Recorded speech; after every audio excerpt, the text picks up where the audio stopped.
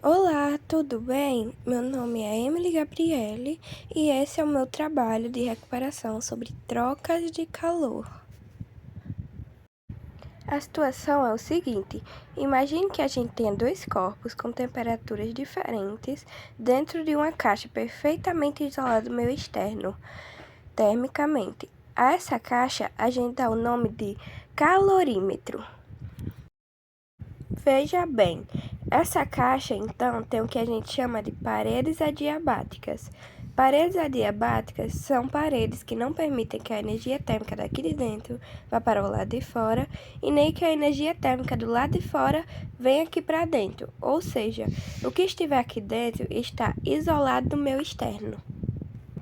Aqui nós temos dois corpos, A e B. A temperatura do A de 80 graus Celsius e a temperatura do B de 20 graus Celsius. Você já sabe nesse momento que quando temperaturas diferentes, existem trocas de calor. O calor vai exponencialmente da maior para a menor temperatura. Então, o calor vai fluir do corpo A para o corpo B. Esse calor eu apresento então pela letra Q. Se não tiver mudança de estado físico, você sabe que quando o A está perdendo calor, ele vai esfriando. Quando o B vai ganhando calor, ele vai esquentando. A temperatura do A está diminuindo e a do B está aumentando. Chega uma hora de igualdade de temperatura. Aí, nesse momento, a gente dá o nome de equilíbrio térmico. Equilíbrio térmico é sempre uma situação de igualdade de temperatura. Enquanto não tiver igualdade de temperatura, vai ter troca de calor e não é equilíbrio térmico. Mas a minha pergunta aqui é a seguinte: nesse problema, será que essa temperatura de equilíbrio é de 50 graus Celsius? Por que 50 graus Celsius? Veja bem, a pessoa ela acha o seguinte: temperatura de 80 e 20 graus Celsius, quer saber? Vou somar as duas e dividir por 2. 80 mais 20 é 100, dividido por 2 é 50. A pessoa muitas vezes fica tentando fazer a média das temperaturas e achar que a temperatura de equilíbrio é de 50 graus. Mas, atenção, isso não é verdade. Pode ser que sim, pode ser que não.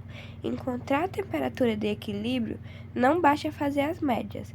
Isso depende de alguns fatores. Depende, por exemplo, de qual é a massa do corpo A, qual é a massa do corpo B. Depende de qual é o material feito o corpo A, qual material é feito o corpo B. E quando eu falo de material, eu estou pensando em calor específico. Então, não é tão simples. Mas como é que eu faço para encontrar essa temperatura? A gente utiliza a chamada equação do calorímetro. A equação do calorímetro me diz o seguinte: se o sistema está isolado, todo o calor que o A perdeu foi a quantidade que o B ganhou. Então, em módulo, essas quantidades são iguais. Um que ganha e o outro que perde. Só lembrando que calor absorvido é calor positivo, calor cedido é calor negativo.